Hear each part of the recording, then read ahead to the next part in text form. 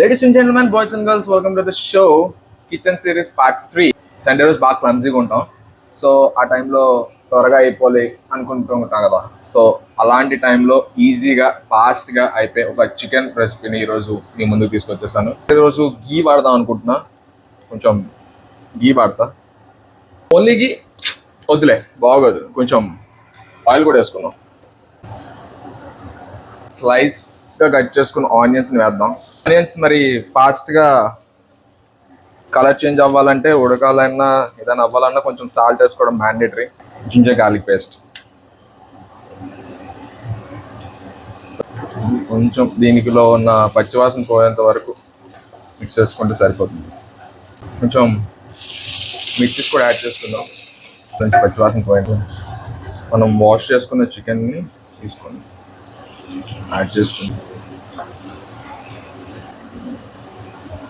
First అయితే నార్మల్గా mix చేసుకుందాం. కొంచెం ఫ్లేమ్ హై పెట్టుకుందాం.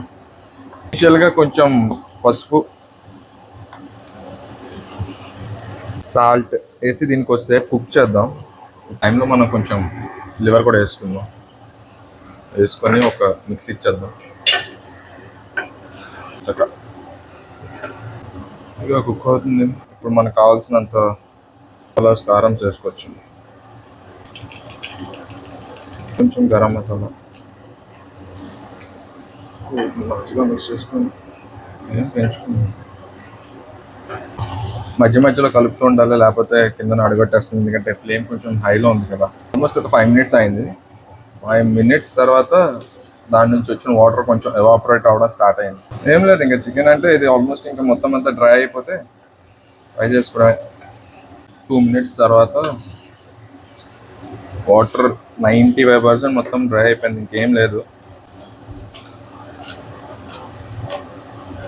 డ్రై ఐటమ్స్ ఫన్ పార్ట్ ఏంటో తెలుసా?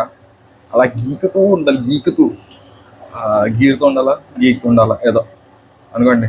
కానీ బాగుంటుంది. దానికి లాస్ట్ గ్రేవీ అదంతా టేస్ట్ చాలా బాగుంటుంది. చిన్న బాడీ వచ్చింది, అడుగంటకుండా గీకుతూ చేయడానికి. నాకైతే గీ ఉంటుంది కదా, గీ అరోమా మధ్యలో గీ వేసాను కొంచెం. సారీ, వీడియోలో చూపించలే, కానీ ఆ అరోమా వస్తుంది. చెప్పలేం, వర్ణాతీతం. మ్యాక్స్ ఇంకొక 2 minutes అనుకుంటా క్లోజ్ చేసేయచ్చు. దించే ముందు కొంచెం గరం మసాలా లైట్గా స్ప్రింగ్ చేసుకొని, ఫుల్గా కొరియాండర్, కొత్తిమీర వేసేసుకుంటే మనకు కావాల్సిన ఫ్రై రెడీ. ఇంకైతే ఎలా ఉంది? That's all. Thank you.